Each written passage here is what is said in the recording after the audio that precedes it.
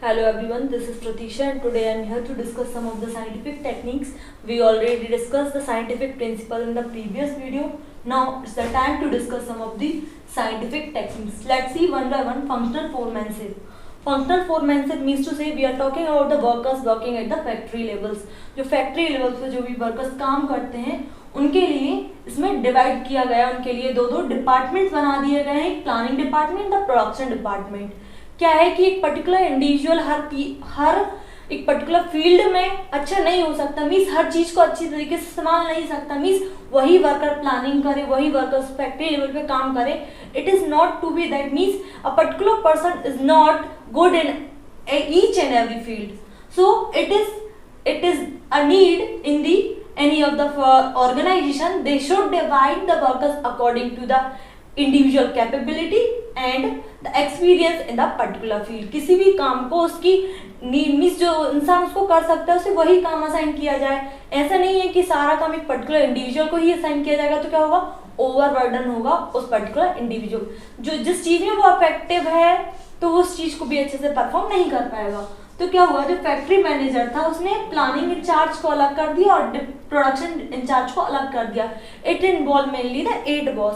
इसके अंदर कितने हैं, 8 बॉस हैं जो अपनी अपनी पर्टिकुलर फील्ड में क्या है, स्पेशलिस्ट हैं। अपनी अपनी पर्टिकुलर फील्ड का उनको प्रॉपर नॉलेज है, एक्सपीरियंस है, उस काम को कैसे करना है वो अच्छी तरीके से जानते हैं। मीन्स टू से इट इन्वॉल्व द 8 बॉस। ये नहीं है कि एक ही जो जितना भी सारा काम है पर्टिकुलर वर्कर्स को ही असाइन किया है, इसके लिए डिपार्टमेंट्स बना दिए गए। Now let's see the planning in-charge. Planning in-charge involve the route clerk, instructions clerk, time and cost clerk, disciplinary. If you are talking about the route clerk का मतलब ये होता है कि जो सीक्वेंस ऑफ स्टेप, मतलब एक स्टेप के बाद कौन सी स्टेप परफॉर्म होनी है, ये इसका काम रहता है। ये it is the responsible, it is a duty of a root clerk, उसको देखना किसी प्लानिंग के बाद ऑर्गेनाइजिंग जो एक्टिविटी उसको परफॉर्म करें। It is the responsibility of a root clerk. If we are talking about the instruction card clerk is responsible to give the general instruction, means किसी भी कंडीशन में, किसी भी सिचुएशन में अपन को कैसे डील करना है, ये क्या करता है, जनरल गाइडलाइंस जैसे एक्ट करता है, इंस्ट्रक्शन देता है, गाइडलाइंस देता है। If you are talking about the time and cost clerk का मतलब ये होता है कि किसी भी काम को एक पर्टिकुलर जो टाइम दिया गया है उसमें ही कंप्लीट करना, और जिससे क्या हो, जो कॉस्ट उसमें है कि इससे ज्यादा एक्सीड ना हो, मीन्स जितनी कॉस्ट उसमें लिखी है उतनी ही कॉस्ट में काम कर, मीन्स कम से कम कॉस्ट में उसका काम हो और ऑन दैट टाइम उसका काम हो। If you are talking about the discipline का मतलब होता है ऑर्डरली और सिस्टमेटिकली अरेंजमेंट ऑफ थिंग। हर चीज का ऑर्डरली और सिस्टमेटिकली अरेंजमेंट होना वो डिसिप्लिनरी होता है पर्टिकुलर ऑर्गेनाइजेशन में। Now come to see the production in-charge. As we are talking about the production in charge, we are discussing things related to production. What are the things required for the production? We already discussed the factor of production are the land, labor, capital and the entrepreneur. Now we are discussing what are the things actually required to perform the task or a job of the production. What are the duty of the production in charge? See the gang boss, speed boss, repair boss and the inspector. Gang boss is responsible to see all the machinery or the arrangement of machinery, tools and resources which are required for the production. Means जिस चीज की जरूरत पड़ती है production के लिए वो चीज का अरेंजमेंट करना, जैसे रिसोर्सेज का, ह्यूमन और फिजिकल रिसोर्सेज का अरेंजमेंट करना, मशीनरी और टूल्स का अरेंजमेंट करना, it is the responsibility of a gang boss. Now come to see the speed boss. Speed boss का मतलब हो रहा है कोई भी जो टास्क असाइन किया है, जो भी जॉब असाइन किया है वो प्रॉपर टाइम पे कंप्लीट हो पा रही है नहीं, means performing the job on time. We are talking about the repair boss is responsible, means जो भी मशीनरी और जो टूल्स है वो एक वर्किंग कंडीशन में है या नहीं, उनका अपन जब किसी भी जॉब को परफॉर्म करेंगे उनका अच्छे से यूज कर पाएंगे या नहीं, उनमें कोई भी मिस्टेक है तो उसको क्या करें, रिपेयर करें। It is a duty of a repair boss. जितने भी टूल्स एंड मशीनरी इक्विपमेंट है वो वर्किंग कंडीशन में है या नहीं, रिस्पॉन्सिबिलिटी किसकी होती है, रिपेयर बॉस की होती है। Now come to see the inspector means to inspect, देखना उनका मतलब जो एक पर्टिकुलर क्वालिटी स्टैंडर्ड मेंटेन किया है या नहीं, हर चीज स्टैंडर्ड वे में चल रहा है या नहीं, उसकी क्वालिटी अच्छी है या नहीं, तो वो किसकी ड्यूटी रहती है, इंस्पेक्टर की ड्यूटी रहती है। I hope the functional foreman is clear to you all. Means the factory manager is divided into two parts, planning and the production. Overall, it involves the 8 boss and who is going to see that, means worker is working under that, इन सबके नीचे कौन करता है काम, workers करते हैं. I hope the functional foremanship is clear to you all. Now coming to the next, standardization and simplification of work. Means किसी भी चीज का स्टैंडर्ड फिक्स करना, मींस टारगेट क्या है उसका, स्टैंडर्ड मींस हर चीज का स्टैंडर्ड फिक्स करना. For example setting the standard for every business activity. जो भी जितनी भी एक्टिविटी चल रही है बिजनेस में उन सबका क्या करना है, एक स्टैंडर्ड मींस एक टारगेट फिक्स करना कि हाँ अपन को इस एक्टिविटी के थ्रू कौन सा टारगेट अचीव करना. It is a setting standard for every business activity. Standard of raw material, time, product, machinery and method of working condition. Standardisation का मतलब रॉ मटेरियल अच्छी क्वालिटी का होना चाहिए, टाइम जो प्रॉपर जो टाइम दिया है टाइम इंटरवल में इतने ही टाइम इंटरवल में उसको अचीव करना, अच्छी प्रोडक्ट की जो क्वालिटी है उसको मेंटेन करके रखना, जो मशीनरी एंड टूल्स को अपन यूज कर रहे हैं वो अच्छी स्टैंडर्ड मींस अच्छी क्वालिटी के होने चाहिए. that means to it lead to the maintenance of standardization. And if you are talking about the simplification का मतलब होता है जो थिंग्स हैं उनको सिंप्लीफाई करके रखना. मींस जो उनको क्या करना, जो बेसफुल एक्टिविटी रहती है उनको अलग करता है. क्या रहता है, जैसे कि अपन डाइवर्सिफिकेशन करते हैं डिफरेंट एक्टिविटी का. मींस जो अपन सपोज अगर शू की बात कर रहे हैं, जैसे कि डिफरेंट टाइप्स एंड साइज के जो शूज रहते हैं, मतलब जिस चीज की नीड नहीं है, जरूरत नहीं है, उसका डाइवर्सिफिकेशन करना is not essential, means it is a wasteful. So it help means simplification का मतलब होता है एलिमिनेट करना जो वेस्टफुल डाइवर्सिफिकेशन है. जो डाइवर्सिफिकेशन मतलब जिसका यूज नहीं है उसका अपने डाइवर्सिफिकेशन किया है उनको एलिमिनेट करना, अलग करना. So it is a simplification of work. Simplification aim at eliminating unnecessary diversification of product. Simplification का मतलब होता है एलिमिनेट करना, मींस अलग करना उनको, जितने भी डाइवर्सिफिकेशन जो प्रोडक्ट में अपन ने किए उनकी कोई जरूरत नहीं है तो उनको अलग करना. Now come to next, work study. Work study का मतलब होता है किसी भी काम को करना विद द मिनिमम कॉस्ट. कम से कम कॉस्ट लगे, उसमें क्या है ज्यादा से ज्यादा प्रोडक्शन हो, maximum production with the minimum cost. Work study involve many more study are the fatigue study, time study, method study and the motion study. Now see the fatigue study. If the person continues, अगर जो भी कोई इंसान जो काम करता है continuously वे पे जो काम करता है वो क्या करता है, किसी भी टास्क को परफॉर्म करते करते वो थक जाता है, बोर हो जाता है, तो उसका क्या होता है वो पर्टिकुलर चीज में जो काम कर रहा है वो इतनी इफिशियंसी और इफेक्टिवनेस के साथ नहीं काम करता क्योंकि वो टायर्ड फील करने लगता है. So that the efficiency level of doing work is decreasing, goes on decreasing. So there is a need to provide the break. उनके लिए ब्रेक देना मतलब रेस्ट देना, उनके लिए rest interval means time duration fix करना कि अगर तुम इतने से इतने टाइम पर टायर्ड होने लगते हो तो तुमको क्या करना है, रेस्ट प्रोवाइडिंग जो रेस्ट इंटरवल इनके लिए फिक्स किया जाए कि इसके लिए वो रेस्टिंग टाइम है जिससे वो अपने आप को फ्रेश फील करें.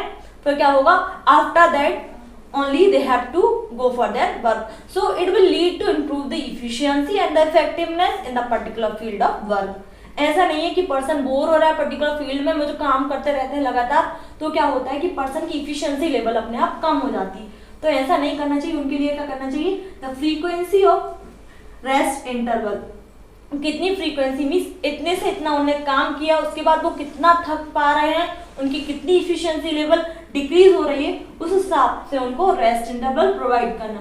Duration of rest interval. Duration मतलब कितने से कितने टाइम तक उनको रेस्ट इंटरवल प्रोवाइड किया जाए. मीन्स टू से वो किसी भी काम को करते हुए वो थक जाते हैं, वो अपने आप को कितने जल्दी कवर अप कर पा रहे हैं, कितने टाइम में कवर अप कर पा रहे हैं, उसके हिसाब से उनको रेस्ट इंटरवल प्रोवाइड किया जाए. And the number of rest interval means कितने रेस्ट इंटरवल प्रोवाइड किए जाए. मीन्स हर 2 घंटे में रेस्ट इंटरवल की जरूरत है या हर घंटे मीन्स हर 1 घंटे में रेस्ट इंटरवल की जरूरत है. It depends upon the workers and it differ from the workers. Now come to the next study is a method study. किसी भी काम करने का कोई बेस्ट पॉसिबल मैनर रहता है, बेस्ट तरीका रहता है, क्योंकि हर चीज को करने के लिए डिफरेंट अल्टरनेटिव्स रहते हैं, उनमें से अपन को बेस्ट बेस्ट अल्टरनेट को क्या करना पड़ता है, चूज करना पड़ता है for performing the activity in the organisation. सबसे बेस्ट पॉसिबल मीन्स हर चीज के सबसे पहले कोई भी मेथड को यूज कर रहे हैं अपन, तो हर सबसे पहले अपन क्या करते हैं, उसके पॉजिटिव्स भी देखते हैं और नेगेटिव्स भी देखते हैं, कॉन्सिक्वेंसेस भी देखते हैं। तो जिसके पॉजिटिव्स ज्यादा रहेंगे उसी मेथड को अपन अप्लाई करेंगे। So it is finding the best way of doing job, किसी भी काम करने के लिए सही तरीका ढूंढना। Selection of method which minimise the cost and maximise the quality means उस मेथड को सिलेक्ट करें जो अपनी जो कॉस्ट को क्या करे, कम करे, और यह जो प्रोडक्शन लेवल क्या करे, इंप्रूव करे, बढ़ा दे, मैक्सिमाइज कर दे क्वालिटी को। Now coming to the next is a time study.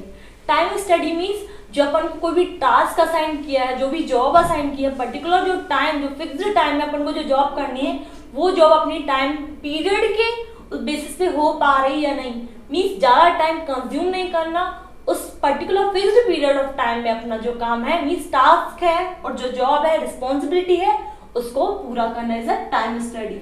Find out the standard time to perform a job और to set a standard target for a worker. So worker के लिए है एक दिन का टारगेट क्या होना चाहिए, उसके हिसाब से वो काम करे, is a time study. Setting a target for a workers, एक टारगेट पर डे का टारगेट सेट करें so that they work according to their efficiency or the greatest efficiency in the particular period of time for the achievement of that set target for the worker.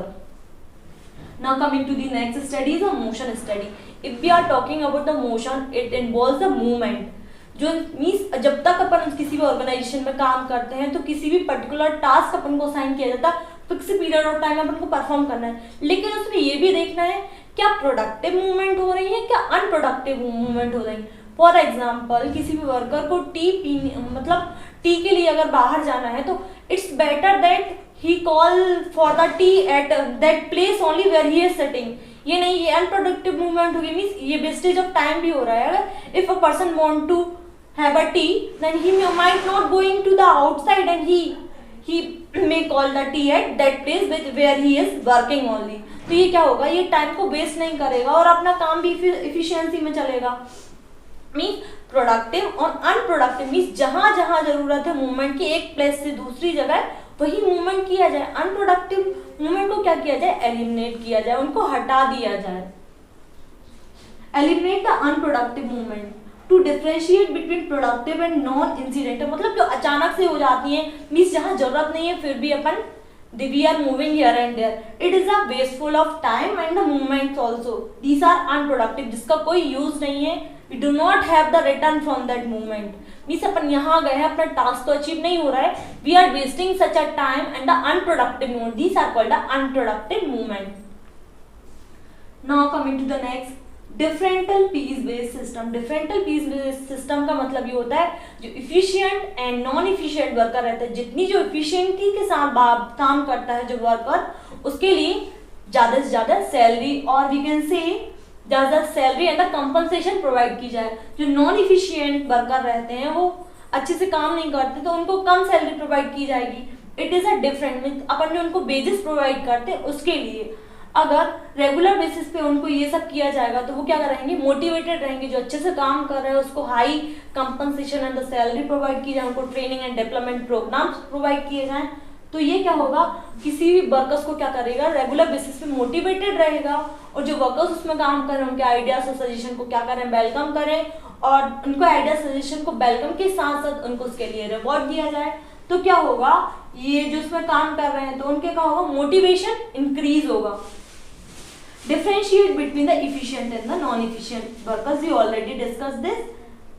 Strong act motivator for the workers. ये क्या है, एक motivation जैसे act करता है। जो इंसान जितने अच्छे से काम कर रहा है उसको उतनी compensation and salary प्रोवाइड की जाए। It does not means the single individual working in the organization and another individual is working in the organization. One is efficient and another one is non-efficient. Means their salary and their compensation, their bonuses differ from each other according to work qualification and the experience. I hope the scientific techniques is clear to you all. I already discussed the functional foremanship, standardization, simplification of work study and the differential piece based system. This chapter is clear to you all. Now coming to see the next chapter in the next video. Thank you for watching.